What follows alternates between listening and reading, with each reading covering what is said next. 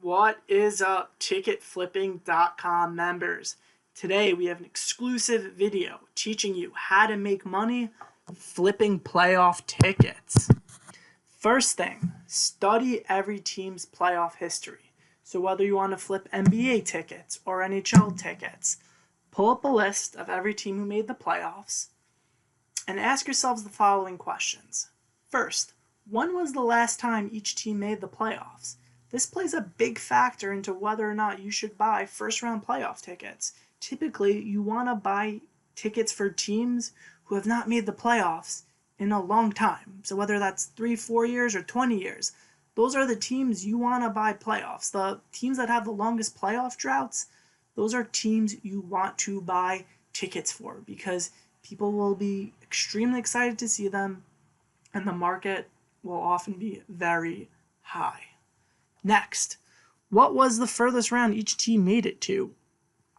I'll give you an example to explain that. Last year, the Islanders were in the playoffs, and if the Islanders won Game 6, they would make it to the second round of the playoffs. And for the Islanders, they had not made it to the second round since 1994. So that Game 6, those ticket prices were very high, the get-in prices, because people wanted to see the Islanders clinch and make it to the second round. I personally had over 200 tickets for that game, and I sold them for about over 120% off my face value for what I bought them for, because I knew that if the Islanders won that, if the Islanders had the chance to make it to the second round, people would flock to see them. And they did. Next point. When was the last time each team won a championship? Now, when you're flipping finals tickets, this plays a very big factor. You know, you look at the Pittsburgh Penguins versus the San Jose Sharks last year. The San Jose Shark ticket prices were astronomical. They were astronomical compared to the Pittsburgh Penguin ticket prices. Why was that the case? Because the Penguins have been in the finals. They've done it a few times already. So for Pittsburgh, it's not as such a novelty. You know, they have a very good team. They're in the championship, pretty frequently. Whereas the San Jose Sharks they've never won a Stanley Cup. So for them, for Sharks fans, they flock to watch their Sharks play in the championship, and prices were astronomical that whole series for San Jose. Every game, the prices, you could have made a lot of money if you were able to get those Shark tickets at face value. Then last point, have they ever won a championship at home? So, what does that mean? The Pittsburgh Penguins last year, they've been in the championship pretty often, but they have never won a Stanley Cup at home, and fans will pay whatever the price is to be able to watch their team win a championship at home. People will pay so much to see that, and that's exactly what happened last year with the Pittsburgh Penguins. The Pittsburgh Penguins had the chance to win Game 5 at home, and the get-in price for that game was $1,200, whereas a few days before, Game 5 tickets were $350, $400. And that's because the Penguins had the chance to win the cup at home, and that had never been done before. You know, it was 2 points. It was A, they get to win the cup at home, and B, the Penguins have never won a championship at home ever in their history. So it was a combination of those two factors, and that really drove the price up. So always try to strive for those games when where a team can win a championship at home. And if they haven't done it before, for sure try to get tickets. All right, next, study the venue. So when flipping playoff tickets, when flipping any ticket, actually, you need to study the venue. Study where the cheapest seats are, study how much they go for, Study the average seats. Find out how much of those go for. Study the best seats. Study those prime seats in the arena, and find out, see how much they go for. Really familiarize yourself with the entire venue. Get familiar where all the seats are in the arena. Familiarize yourself with the terms, what the sections are called, and you will be good. Next, study the primary market. All right, so when flipping tickets, you have to know what the actual cost of your ticket should be. First thing, see what typically, if you don't have season tickets, your main source for tickets is going to be Ticketmaster. So look at the ticket prices, Ticketmaster prices, see what they go for, see what they cost. Make a spreadsheet and price out all the different sections. And then next, you should find out what the season ticket playoff prices are. These are typically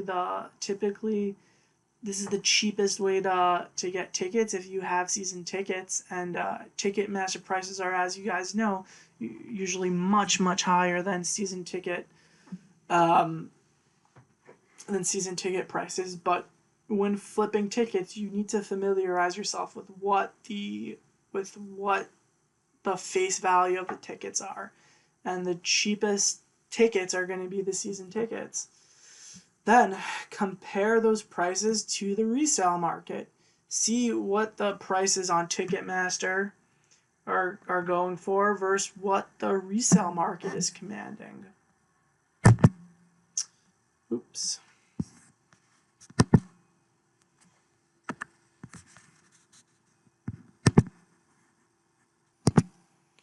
Next, study the resale market. Compare those prices to the primary market. And what you should be doing is trying to find undervalued tickets.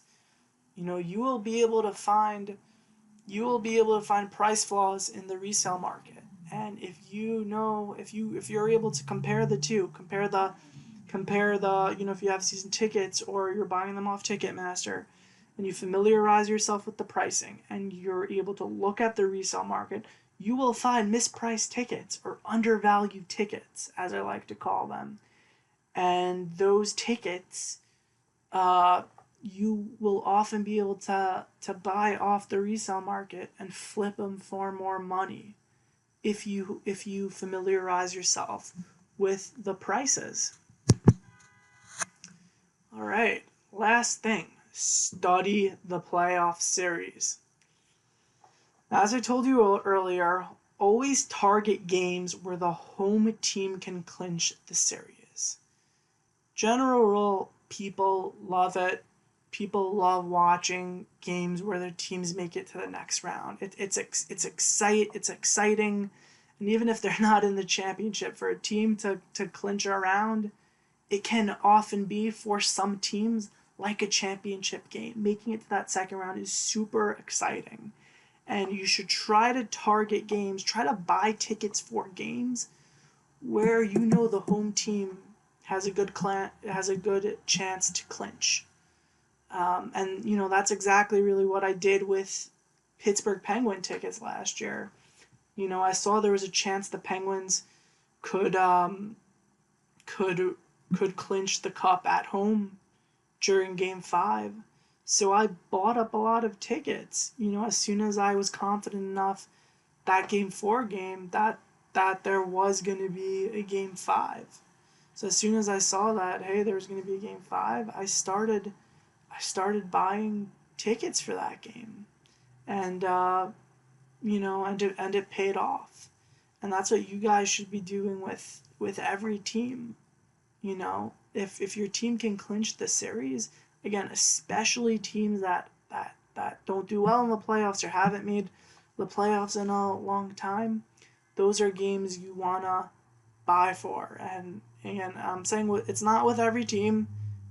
For sure, the Golden State Warriors, for them clinching the first round they're doing the playoffs is really not the biggest deal, because they do it every year, and typically those games don't even jump so much, even if it's a series clincher for a team like Golden State. But again, you have a team like the Islanders or say the Maple Leafs or or a team that hasn't made the playoffs in a while. Those are the most those are the best teams to try to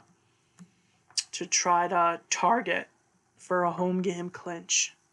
All right, last point. Try to avoid buying ticks for games if your home team is down or on a losing streak in the series. These can be great for resale if you are experienced and know your team well. So what that means is that sometimes your team, I'll give the Rangers as an example this year. The Rangers tickets did awful this year because they were down the whole series. They were down. Typically, Ranger tickets do well no matter what, but the Rangers were down 0-2 this year to Ottawa, and their Game 3 ticket stunk. It stunk. The market crashed. The market was way below even the Ticketmaster prices, and it was below the season ticket prices for Game 3. So it was really, really a terrible market, and you have to really study the series closely.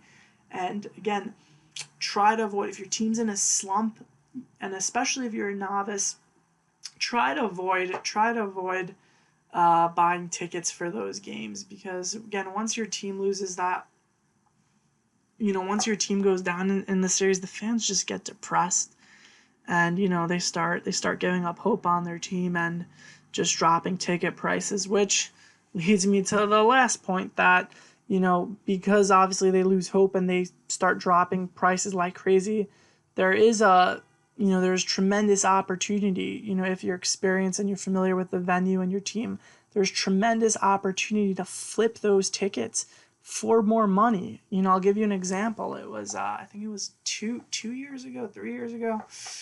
The Rangers had made it to the finals, and this was the Stanley Cup Finals. The get-in price for Stanley Cup Ranger tickets, the morning, when the Rangers were down in the series, was like $350, $400 was the get-in price for a cup game. And those were like seriously underpriced tickets. And I remember I bought a few, and I sold them like an hour before the game for like $990, $1,000, something like that. So typically, try to find those. If you're experienced enough, try to find those flaws. When your team goes down in a series, because there is a lot of money you can make, but it is very risky, and especially if you're a novice, I don't recommend you start by doing that. You want to only buy games that that these are going to be great games. Fans want to go. My team can clinch. They can win the championship at home. Those are the games you want to buy tickets for. And I hope you enjoyed the video. Thank you very much.